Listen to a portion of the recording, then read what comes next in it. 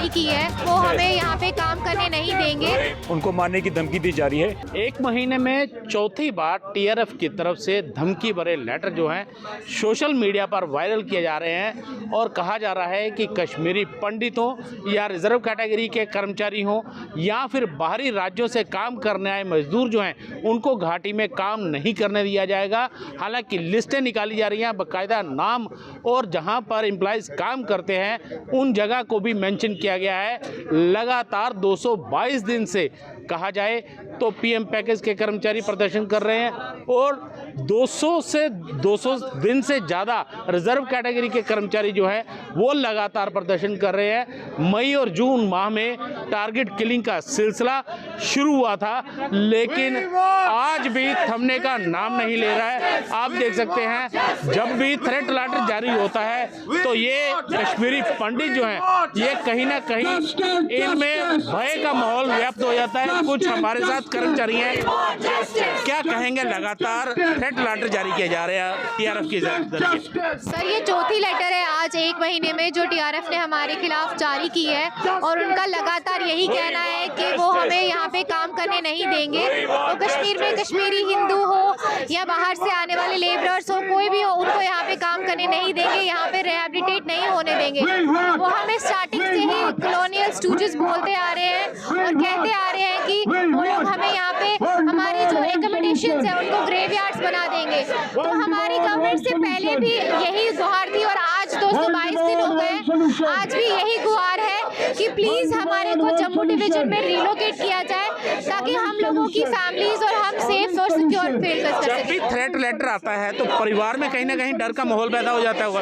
जी हाँ बिल्कुल, हमारे परिवार वाले और भी डर जाते हैं। पहले जब टारगेट किलिंग्स हो रही थी तो कहीं कहीं पे हो रही थी, एक टारगेट किलिंग्स हो रही थी, लेकिन अब जब थ्रेट लेटर्स आ रही है तो हमें सबसे पहले हमारी फैमिलीज ये समझती है कि एक साथ इतने सारे लोगों को अगर मार दिया जाएगा तो क्या करेंगे। किसी को भी मार सकते हैं, किसी का भी नाम आ सकता है, कोई भी दूसरा बंदा हो सकता है जिसको मारा जाएगा। तो हमारी फैमिलीज में इतना डर है कि हमारे रिलेटिव्स भी इतना डर रहे हैं कि हमें वहाँ जाने के लिए कोई भी तैयार नहीं है।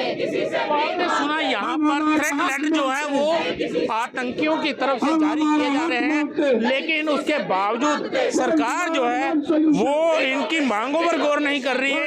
इनकी सिर्फ एक ही मांग है कि इनको रिलोकेट जो है वो किया जाए लेकिन इनके रिलोकेशन जो है वो नहीं की जा रही है। कुछ और कर्मचारी हैं, सर क्या कहेंगे? लगातार आतंकियां धमकी मिल रही हैं, टारगेट किलिंग जो है वो फिलहाल थोड़े दिनों के लिए रुकी है लेकिन कहीं ना कहीं परिवार में डर का माहौल बनता है और आपकी सैलरी भी जो है वो रिलीज नहीं की जा रही है।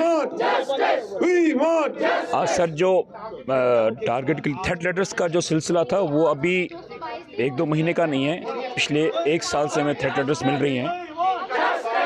पिछले साल जिस कॉलोनी में मैं रहता हूँ कश्मीर में, वहाँ हमें बाई पोस्ट एक थ्रेट लेटर आई थी जिसमें पूरा बताया गया था कि आपको हम यहाँ नहीं रहने देंगे। उसको भी हमने एडमिनिस्ट्रेशन के साथ साझा किया था लेकिन वहाँ से भी कोई हमें वो ठोस संज्ञान नहीं लिया सरकार ने। उसके बाद टारगेट किलिंग्स जो आपने देखी राहुल भट्ट से शुरू हुई, रजनी बाला मैडम जो हमारी थी जम्मू बेस एम्प्लॉय थी, विजय कुमार जी थे, पूरन जी थे, सुनील जी थे। तो ये टारगेट किलिंग्स का सिलसिला वो रुका नहीं।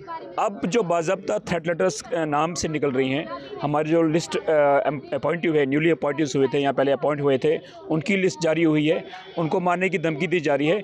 तो सरकार से हम बार बार यही संज्ञान ले रहे हैं कि हमें अभी भी वहाँ पे थ्रेट की अप्रीहेंशंस है, ये टारगेट किलिंग्स होने की अप्रीहेंशंस हैं। तो आप इसका संज्ञान लीजिए, हमें कम से कम आप रिलोकेट कीजिए। जम्मू में रिहेबिलिटेशन हमारा नोडल ऑफिस है, रिलीफ एंड रिहेबिलिटेशन ऑफिस, इसके जो एडजॉइनिंग डिपार्टमेंट्स है, मेडिकल है, एजुकेशन है, सोशल वेलफेयर है। जब तक हमें ये ऐसा नहीं है कि हमें वहाँ की सुरक्षा पे कोई शक है, हमारी जो भारतीय सुरक्षा है, ये कर्मी है, वो इस चीज़ को हैंडल करने में सक्षम है।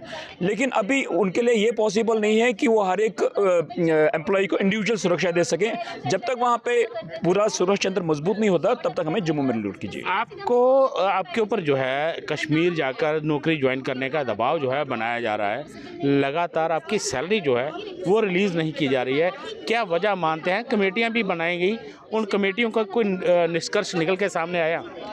देखिए, सर्वप्रथम जो हमारी डिमांड है, हम यहाँ अपनी जान बचा के आए हैं। हमारा है कि हमें राइट टू लिव, तो जान से बढ़कर तो कुछ हो नहीं सकता। अब सरकार ने शायद आजमाया होगा कि शायद सैलरी बंद करके ये लोग वापस ज्वाइन करेंगे, लेकिन ऐसा भी उसमें भी सरकार शायद विफल हो गई है।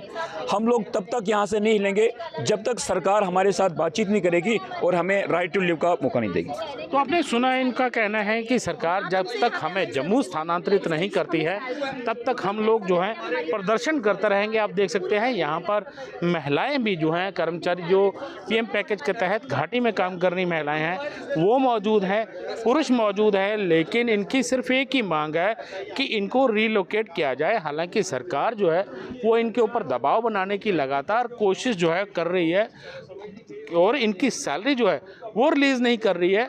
और ख़ास करके जो कमेटियां बनाई गई थी कि इन कमेटियों के ज़रिए इनकी मसलों का हल होगा, लेकिन उन कमेटियों का भी कोई निष्कर्ष जो है वो निकलता सामने नहीं आ रहा है। रविंद्र कुमार श्रीवास्तव, पंजाब केसरी, जम्मू। टीआरएफ ने हमारे खिलाफ जारी की है वो हमें यहाँ पे काम करने नहीं देंगे। उनको मारने की धमकी दी जा रही है।